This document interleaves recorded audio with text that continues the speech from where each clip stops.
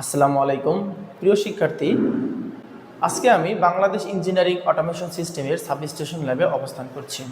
সাবস্টেশনের মধ্যে রয়েছে dropout fuse, HT panel, transformer, PFI panel এবং এলটি প্যানেল।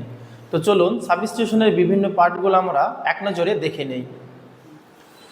এটা আমাদের ড্রপআউট ফিউজ।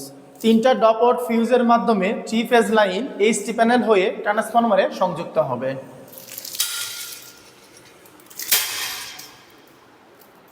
এটা হলো ট্রান্সফরমার।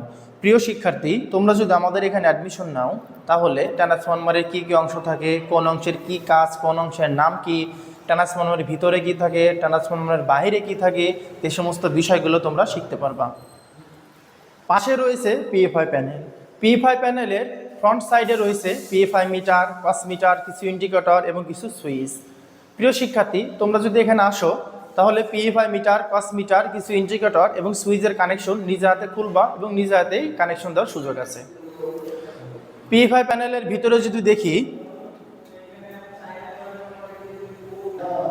পিএফআই প্যানেলের ভিতরে রয়েছে বাসবার, এমসিসিবি, এইচআরসি ফিউজ, এমসিবি এবং ক্যাপাসিটর। আমাদের এখানে কানেকশন ডায়াগ্রাম সহ বাসবার ক্যালকুলেশন, ক্যাপাসিটরের মান নির্ণয়, এ সমস্ত বিষয়গুলো A to Z শেখানো হয়। এবং পাশে রয়েছে এলটি প্যানেল। এলটি প্যানেল থেকে বিভিন্ন লোড কন্ট্রোল করা হয়। এলটি প্যানেলের ভিতরের কানেকশন হবে এরকম।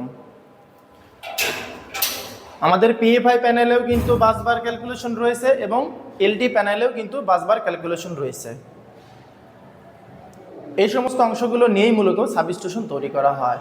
প্রিয় শিক্ষার্থী, তাই দেরি না করে দ্রুত বাংলাদেশ ইঞ্জিনিয়ারিং অটোমেশন সিস্টেমে অ্যাডমিশন নিন এবং নিজেকে দক্ষ ইঞ্জিনিয়ার হিসেবে গড়ে তুলুন। ধন্যবাদ সবাইকে।